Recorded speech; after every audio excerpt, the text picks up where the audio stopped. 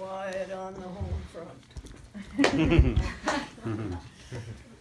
Okay, when I was 13 or 14 years old, I lived in Hazelton in the northwest corner of the town.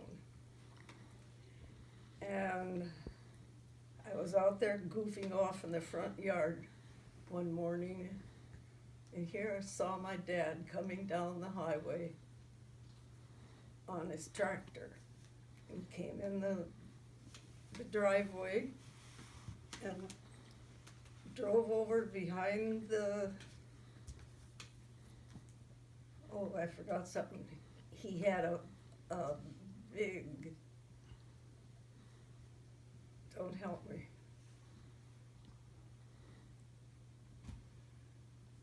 Thrashing machine behind the tractor. He was pulling it. He went behind the granary in our yard and through there and parked the thrashing machine behind the shop and the granary, kind of in between there. He got down and talked to a bunch of the men that were standing around, and he wanted to get going. So he told them to go out in the field and get their wagons full of bales. They used pitchforks, and so they went, piled them up on the thing, and came back and just stood kind of in a row, waiting for more instructions. And then he took the tractor and drove it up about twice as long as your house. And he fastened a leather belt about this wide, and all that distance between the tractor and the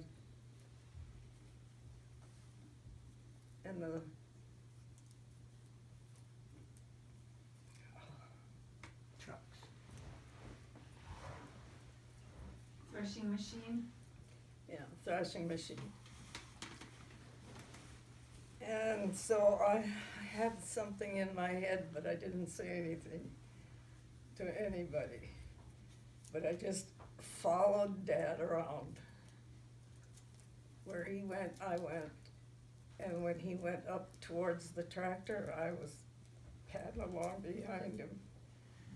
When we got about from here to that wall over there, I said, Dad, do you suppose I can turn on this machine today? His eyes got wide and he said, well, I don't know. And so I thought I'll just keep following him around. He got up to the tractor and put that leather belt on, and then walked down, put the belt, hooked the belt to the thrashing machine. And then he came back to the tractor, and I was just standing there waiting for him to tell me what he decided. And he finally said, well, I guess you can try it, but I'm gonna be right here. If anything happens, I'm not gonna leave you, I'll be right here. So I jumped up on the base of the tractor inside, and I put my hand on the lever that started the whole machine to go. And this just about took my breath away, because I couldn't believe this little twerp of a girl was going to start that big machine with no help from anybody, and he's gonna let me do it. So he started the machine, and then when he gave a signal, he said, okay, now. And I took a hold of the lever and just real slow pulled it down. And then it started going real slow, and the leather belt just went faster and faster and faster.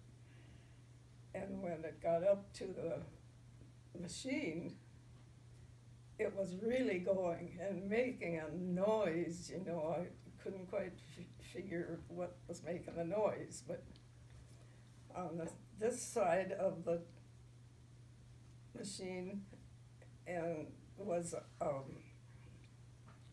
wagon, and that was catching the grain. And the other side was a long tube of tin, and that went way up high, and the straw would go in there and just fly out and start making a pile in the back of the shop. And I stood there and I couldn't believe that I had done that. And I thought, I'm never gonna forget this, never. And I haven't. I love it. Yay! I can, don't you just picture it? Yeah. Best talent, she wins. Yep. She's got Do some more you want though. another one? Yeah. Yep. Yes. This one's about a dog. Does it die? You'll like that one, Yeah. Leo. Okay. This dog came to our house, the same house, same family and everything. And we didn't know where he came from or anything, but Dad named him Tiger. And he came home one day with a big car. And I don't know how we got around before we had a car, because I don't remember getting into any other car. And this was a Willis Knight, an old model, but it was real wide. And the running boards were about this wide, and a dog would just sit there so nice. With his paws like this and just looking around. He was quite a dog. Anyhow, when Dad went anywhere, Tiger was on the running board, because he didn't want to be left behind.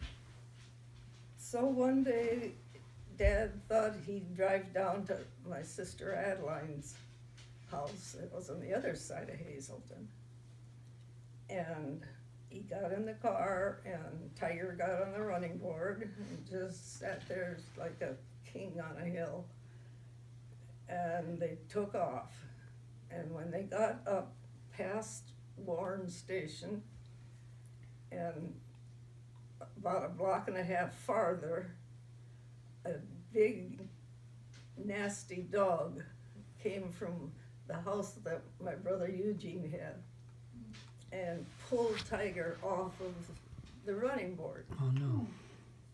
And of course, Tiger wasn't expecting that, and he got kind of beat up, but he was never gonna let that happen again. And this is the good part. One other time, Dad decided to go down to Adeline's again. He went up the road to the Farmers Union Station and then down past, it was really south, past Warren Station. And then when he got to a block away from where Eugene, my brother Eugene had this house, he went around he didn't go around, I'm getting mixed up. Oh, when he got a block away, he left, jumped off the running board and went up to the Presbyterian church. When he got to the Presbyterian church, he turned south up a hill to the Catholic church. And here comes Dad in the Willis Knight, and he just jumped back on and took off. Now that's smart. And then couldn't quit talking about how what his dad did. Oh, Smart. that was Smart great. tiger. I can just see that. You got one more up your sleeve, right, Grams? Yep. Yep. Ah, this is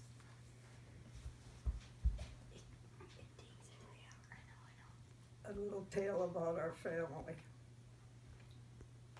When we had the Willis night, we had to go to church, and it was so wide in the back that 4 people could ride in the back. The driver and passenger and 2 little kids could ride in the front. And the rest of us, little smidgens, got to sit on the laps of the boys, the older boys. So we were going along. When we got up to Main Street, here Zerby's Theater had burned down. And we were so flabbergasted that it was beyond us why that beautiful building would burn down. And nobody knew why. But Dad was going real slow so he could look, you know. And he did, but he didn't say hardly anything in Zerby's family. He knew, and, you know, he felt so sorry for him. But then we got to church, and I sat on Jerry's lap, my brother Jerome. We got out of church and went inside, and after church was over with, the boys came out and they were laughing, and I was mad at them for acting up like that in front of the church. And then someone squealed on him. Mom had made me a dress, and it had a Peter Pan collar, and parts of it were hanging down in the back, and then she put a belt around the waist, and some of that was hanging down after she made a bow. And then Smarty, Jerry, took the end of this and the end of this one and tied them to this one and this one. And that's why he let me go into church. I was so mad at him. He thought that was just fun, you know. He liked to pull tricks on people.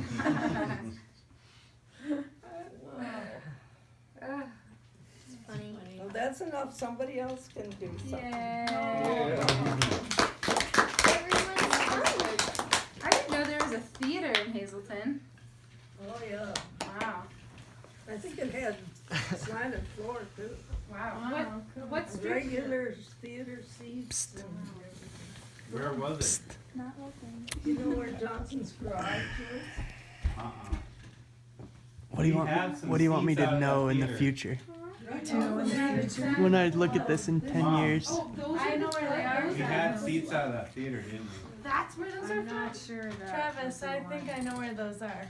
Where? They're in that little brown shed by my house I'm building, and they sat through the flood. They're probably old. In this shed? Yeah, Oh. they sat through the flood though. You know where I got those from Steve? He's got 2 of them too. He gave me 2 of them. And he has 2 of them. Gave them to what? Some theater seats that, Oh. I don't know where he got They're them. probably from that theater. What do you Oh, want? why would he give me these? I'm going to Ryan's grandma's house soon. I'm sure. Give me a ride over there. Yeah, we can I drive. don't know. know how to drive. It's dark Okay. out. I know, that's